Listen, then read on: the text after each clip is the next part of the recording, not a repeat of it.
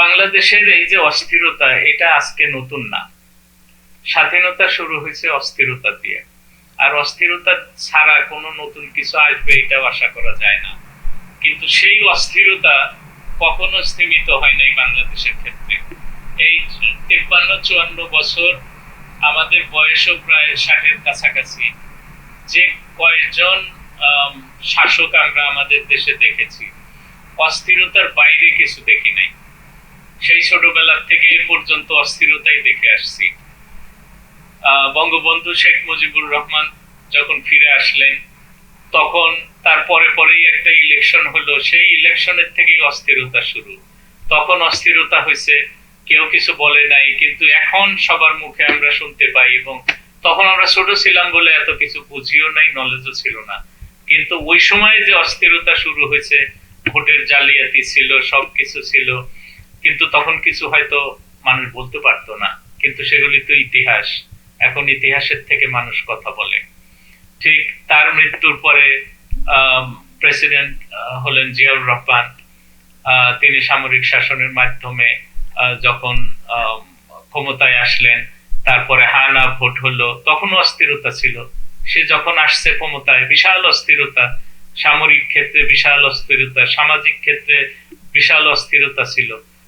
তারপরেও তিনি যখন প্রেসিডেন্ট হলেন, তারপরে বহুদলীয় গণতন্ত্র প্রতিষ্ঠার জন্য উদ্যোগ নিলেন, সকল দলকে রাজনীতি করার জন্য আহ্বান জানালেন, এবং বহুদলীয় গণতন্ত্র তিনি প্রতিষ্ঠা করলেন। কিন্তু দেখেন, দুর্ভাগ্যের বিষয়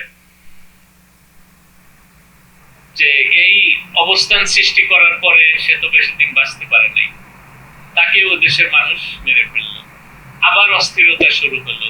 তারপরে থেকে ছোটখাটো অনেক পর পরিবর্তনের পরে এরশাদ সাহেব আসলেন, একটানা তিনি 9 বছর দেশ শাসন করলেন।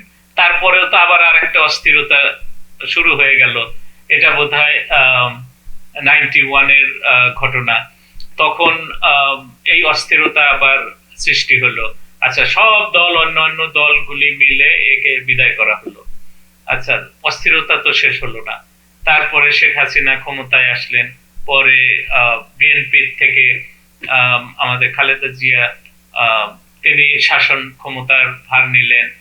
এইভাবে রাজনীতির পালা বদল চলতে থাকলো, কিন্তু অস্থিরতা তো বন্ধ হলো না।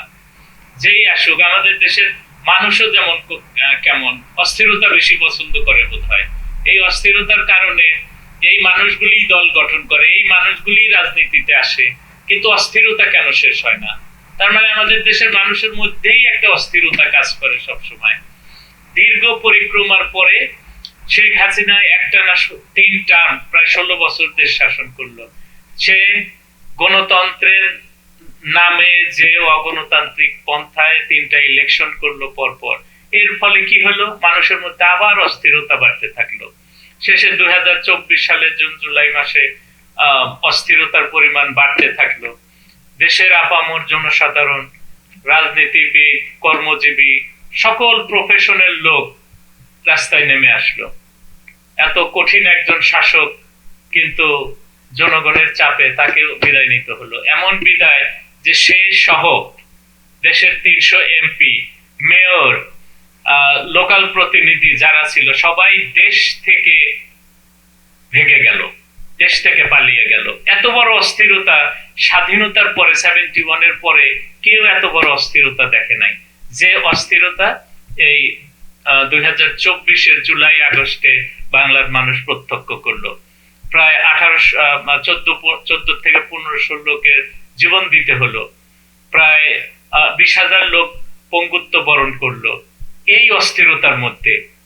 তারপরে বিশ্ববরেণ্য খ্যাতিমান একজন মানুষ আমাদের দেশে, ডক্টর মোহাম্মদ ইউনূস, তাকে সবাই ডেকে এনে জোর করে ক্ষমতায় বসালো যে আপনি পরিচালনা করেন, কিছু সংস্কার করেন, ইলেকশন পদ্ধতির সংস্কার করেন, শিক্ষা ব্যবস্থার সংস্কার করেন, ফাইন্যান্সিয়াল অবস্থার সংস্কার করে তারপরে একটা নিরপেক্ষ নির্বাচন দিয়ে রাজনৈতিক দলের হাতে ক্ষমতা দেন, যে জনগণের ভোটে নির্বাচিত হবে, তার হাতে ক্ষমতা হস্তান্তর করে উনি বিদায় নেবেন। দেখেন, এই 14-15 মাস হয় নাই, দেশের মধ্যে আবার অস্থিরতা শুরু হয়ে গেল।